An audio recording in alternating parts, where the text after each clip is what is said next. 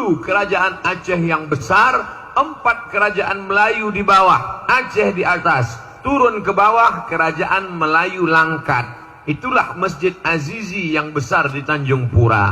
Turun ke bawah kerajaan Melayu Delhi. Itulah istananya tegak berdiri, Istana Maimun.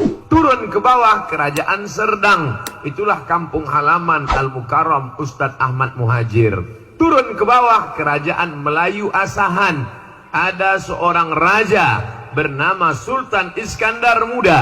Sultan Iskandar Muda mau mengunjungi kerajaan besar di Malaya bernama Kerajaan Kesultanan Malaka. Sebelum sampai ke Malaka, dia singgah di sebuah tanjung. Di tanjung itu ada balai-balai, maka disebut negeri itu sebagai kota Tanjung Balai sekarang, Kabupaten Asahan. Menikah dengan seorang gadis bernama Putri Selendang Ungu.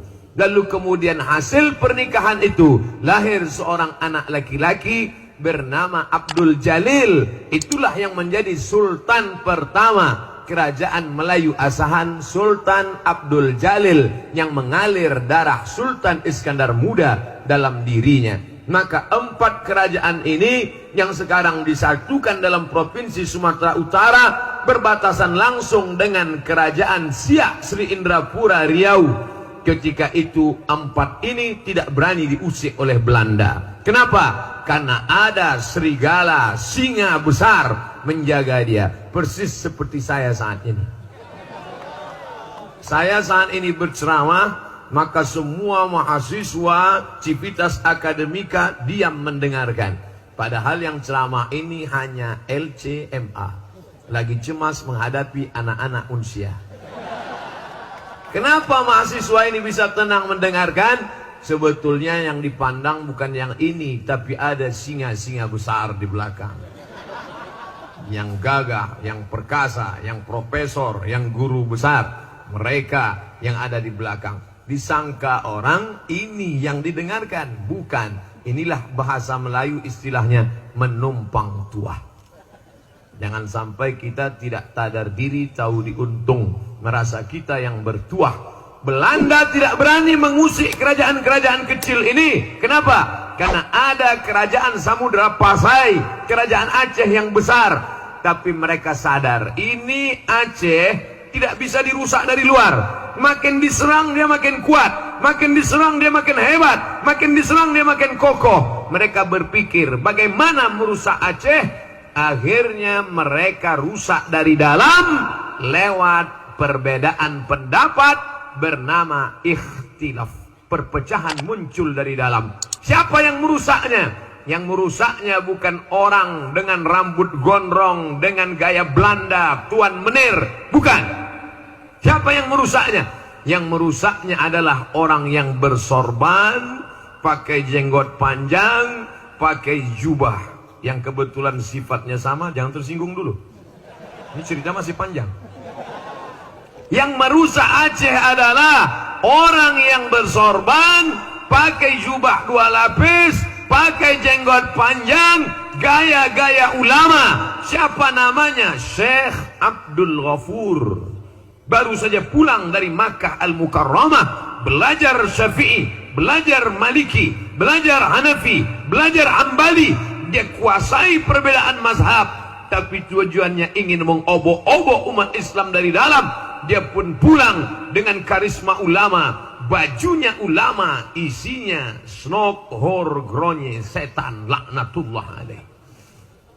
Akhirnya dia obok-obok, belajar dari masa lalu. Kita pernah punya kejayaan yang hebat luar biasa. Dunia ini isinya itu-itu saja. Sejarah berulang, musim berganti, tapi dunia tak pernah berubah. Dulu namanya snok, hor, gronye, munafik, kafir, dia robah namanya menjadi Abdul Ghafur. Pura-pura dia masuk Islam. Tinggal 6 bulan di Makkah. Didekatinya ulama Nusantara yang kebetulan hebat waktu itu, menjadi ahli hadis, ahli tafsir di Makkah. Laki-laki itu bernama Syekh Muhammad Nawawi Al-Bantani.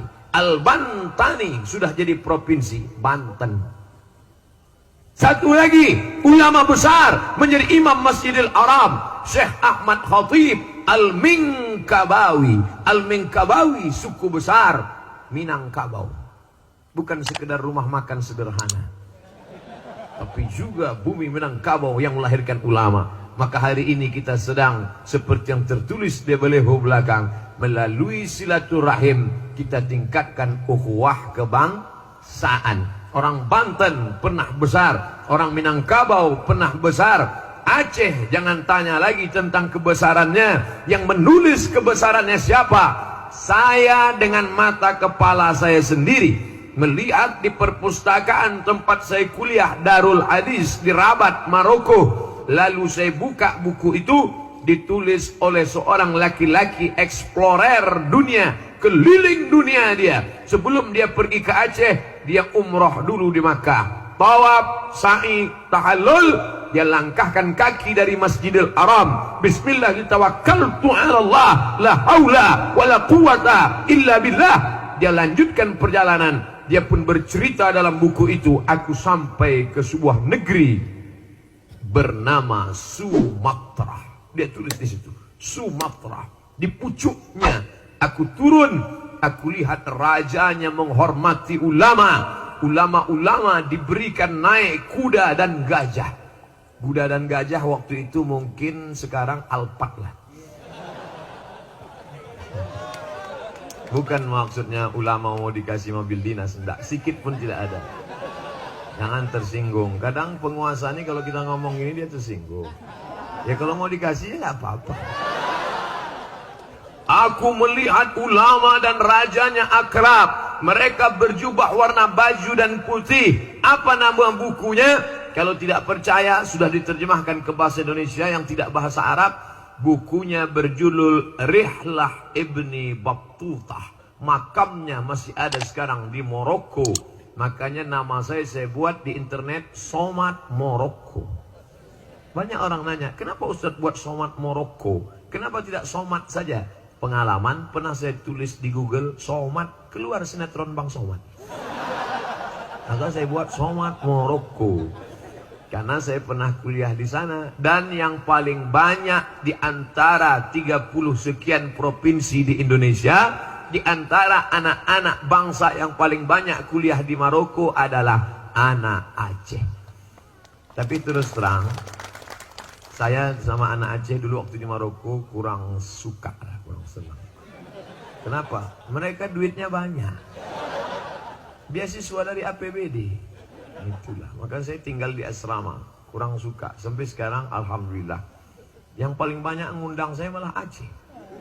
Ceramah terbanyak, teramai, terpenuh halaman Ustadz Somad selama penceramah, selama memberikan tabligh akbar di Aceh. Kapan itu? Acara mengenang tsunami bulan 12 kemarin. Setiap saya pergi, pasti ditanya orang, Ustadz Somad, ya kemarin kami tengok acara live internet Ustadz yang paling ramai di Banda Aceh ya. Ya. Berapa itu Ustadz? Saya nggak ngitung, saya bilang. Tapi ramai luar biasa. Itulah ceramah internasional. 2 bulan yang lalu saya ke Brunei Darussalam, jumpa masyarakat di sana. Ustadz masih ingat dengan saya? Di mana kita ketemu? Waktu acara malam di Aceh. Oh iya, Masya Allah. Iya Pak, ingat. Bapak Ibu yang dimuliakan Allah Subhanahu wa Ta'ala, ini kebanggaan. Selama di Aceh ini udah saya hitung-hitung dapat rencong lebih 10. Rencong di kanan, keris di kiri, dompet hilang.